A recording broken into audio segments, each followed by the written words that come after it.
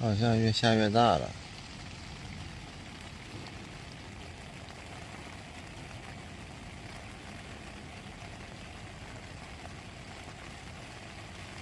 昨晚这边一直在下雨，然后今天把这个帐篷得给它风干一下，晒一晒，然后这边把外帐放这吹一吹。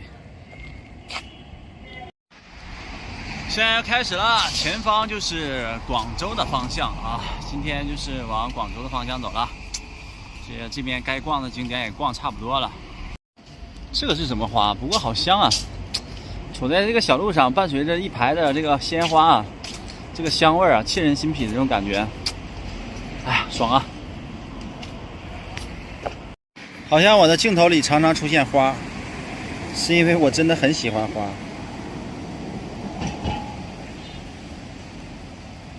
每次看到花就有点心花怒放的感觉。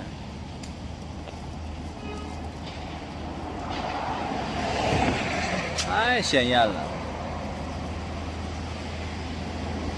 哇，有个蝴蝶，但是没抓拍到。飞走了，这有一个小蜜蜂。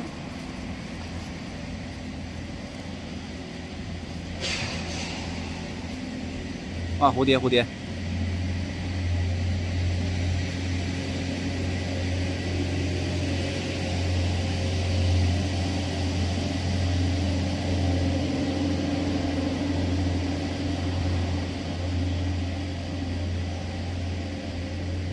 啊，真配合呀，可以可以。好，谢谢你的表演。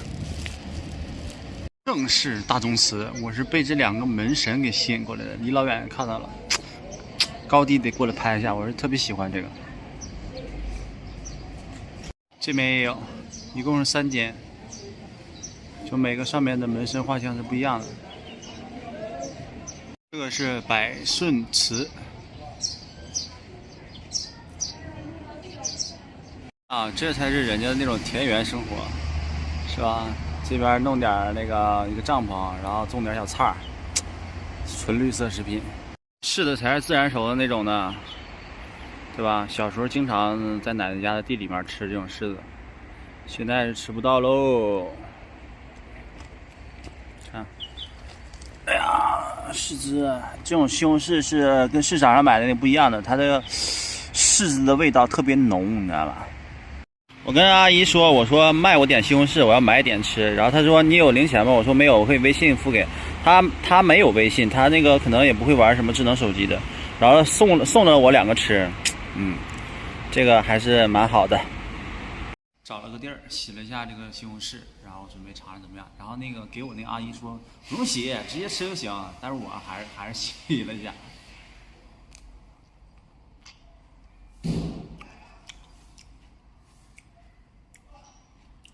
味道比较纯正的，那种带点酸的。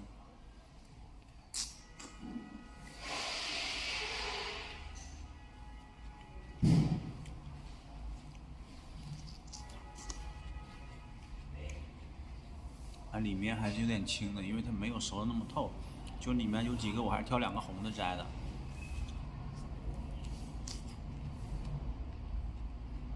它的口感是次要的，但是吃这么一口的感觉，内心的满足度还是挺高的，一种回忆的味道吧。然后搭帐篷在一个河边，位置不是十分理想，那边是桥，桥上经常会有车跑，这边上的路有时候也在跑。但是旅行的魅力就是这一点，让你有一颗平常心，因为可能上一个地点会非常的美好，遇到的人也非常美好，或者搭帐篷的地方很多地方很美好，但是有的时候你走着走着，就是天已经黑了，然后你还没有找到一个合适的地方，可能就得将就了。所以说最大的魅力还是锻炼自己有一颗平常对待每一天的这颗心吧。祝大家晚安，好梦，拜拜。